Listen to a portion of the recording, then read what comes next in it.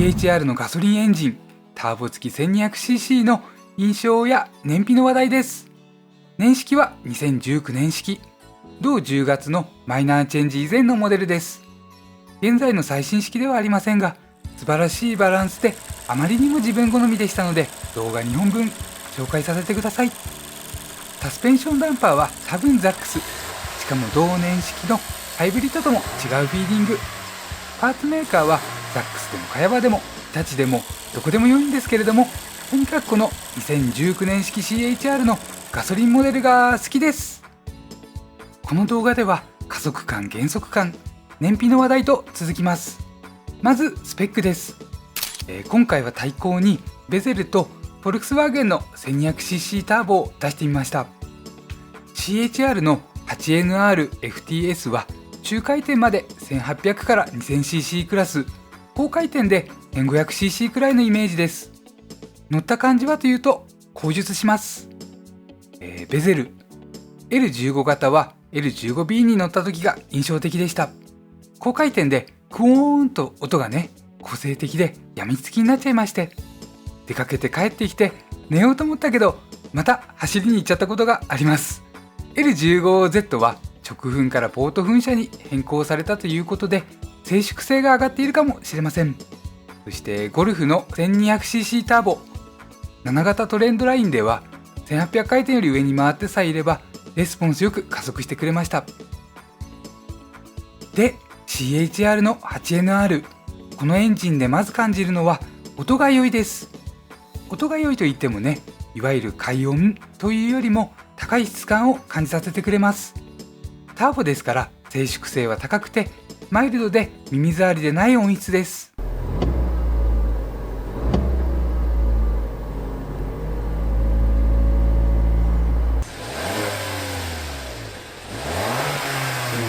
そして良くも悪くもターボらしくないというかジェントルな特性です。ターボらしいグッとくる感覚は控えめな代わりにアクセルペダル操作に気難しさがありません。パワー感はもう少し欲しいと思ったりもします。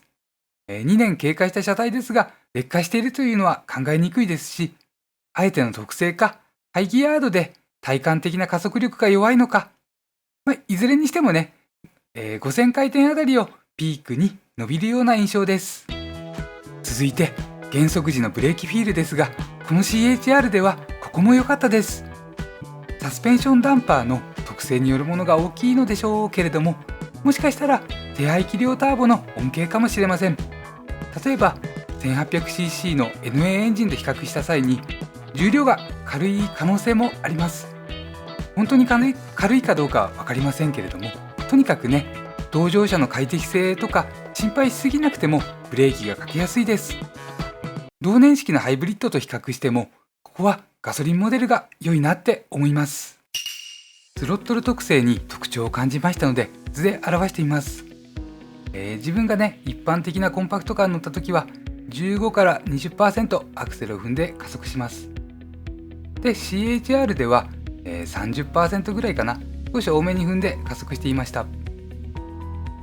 でターボ付きの車によってはこのように発進すると波及が効いてくる回転数でね、アクセルを緩める必要があったりします。でないと想像以上に加速しちゃいますからね。CHR に試乗中はね、この緩めるといった動作を意図的にはしなかったと思います。こうしたスロットル特性は全然悪いというわけじゃなくて、燃費運転など細かな操作がやりやすいと思います。ただドライバーによってはだるく感じられるかもしれませんし、燃費はコントロール範囲が広いということでドライバーによる差が大きくなる可能性があります。で CHR では自分もね、スポーツモードが走りやすいなと思ったりもしました。ここで気になるのはドライブモードの切り替え、ちょっと面倒です。メニューから切り替え画面を出して、そして選択という2ステップです。続いて MT モード、お好きでしたら常用できるような良さを感じました。これも初期から減衰力が出ているサスペンションによる好影響が考えられますが、前後に揺すられにくくて、しかもそこそこ速い変速フィールがあります。これでしたら同乗者がいても使いやすいと思いますし、お一人で運転されていてもピタリと回転数合わせてギアチェンジするみたいな感覚で気持ちよいかと思います。刺激で言うとちょっとのショックを感じるぐらいの方が強いですから、そうした車とはお好みでって感じですね。あとシフトセレクターなのですが、これもしよろしければご意見聞かせてください。まず位置的には横から握りたくなる位置にレイアウトされています。で、ロックボタン上に上げる形で操作します。そしてこのストローク量が長いです。上から握っちゃえばなんてことないのですが、自分としては横から握りたい感じです。でもそうすると指の動きがきついかなって思います。皆様はこれ上から横からどっちから握ります？ここからは燃費の話題です。動画中の私ヒラリーと今回はもう一人が話していますので、どうぞご覧くださいませ。 CHR の燃費を見てきます。前の信号が青になったらスタートします。今回のお題はドライバーの違いによる燃費の差を見てみたいと思います。車が小排気量のターボということで違いが出やすいかなとか思うんですよね。内容は定めたコースを一周、行きをドライバー A、帰りをドライバー B が運転してきます。ルールは一つだけ、時速60キロを超えないことです。それではドライバー A が運転して行ってきます。さあ、折り返し地点です。ではただいまの燃費はいかがだったでしょうか？ただいまの燃費は、12キロ、12.5 キロ走りまして、リッター 14.7 キロでした。はい、ありがとうございました。すいません、ちょっと補足します。12.5 キロ走りまして、14.7 キロの燃費でした。それでは、ドライバー変わりまして、帰りは、ドライバー B 改め、ドライバー H、私、ヒラリー男爵が運転してまいります。今回は、燃費とか特別考えないで、なるべくね、普通に運転して帰るつもりです。で、帰りはね、中間報告と最後の結果報告になります。それでは行ってきます。中間報告です。現在16キロぐらいの燃費で走っています。で、ちょっと車の話なんですけれども、結構ね、バランスがいいです。具体的には下からの衝撃と車の上屋の上下の揺すられ感、いわゆるフラット感ですよね。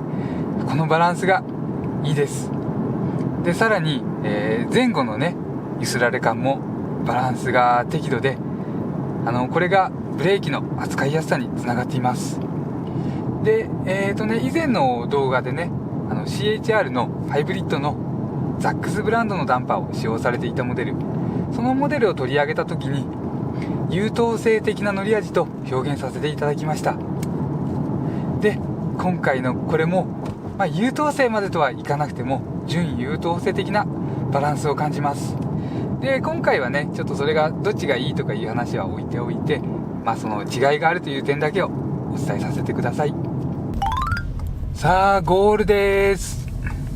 ドライバー B と言いますか自分、ただいまの燃費は、ごめんなさい、12.5 キロ走って 17.3 キロの燃費でした。ちょっと違いが出たかな。では今回の燃費テストは以上です。さあ、今日の燃費テスト終わって、これから遅めの夕食です。でね、松屋の牛丼を今日は買いました。なんかね、この時間店内での飲食禁止でお持ち帰り限定みたいなんですよね。でも空いているのが松屋、すき家、あと山岡屋くらいなので、空いているというのはありがたいですよね。ということで燃費比較の結果は1割前後の差が出たということになりました。と言っても自分もね、昼間はいろいろな乗り方を試していまして、市街地では8キロ台を示していました。いずれは牛丼を大盛りかけて車の限界に挑むような勝負をやってみたいかと思っています。で、CHR の乗り味ですが、この2019年式ガソリンモデルは非常にバランスが良いです。正確には自分好みのバランスです。衝撃と揺れ、乗り心地と操縦性能、価格と質感、こうした部分のバランスが好みですし、ハイバランスだと思っています。私どもこれからも特徴を分かりやすく、車選びをもっともっと楽しく動画をアップしてまいります。よろしければチャンネル登録等で応援していただけると嬉しいです。ではまた次の動画でお会いしましょう。間違いいっぱいの自動車選び、ヒラリー男爵でした。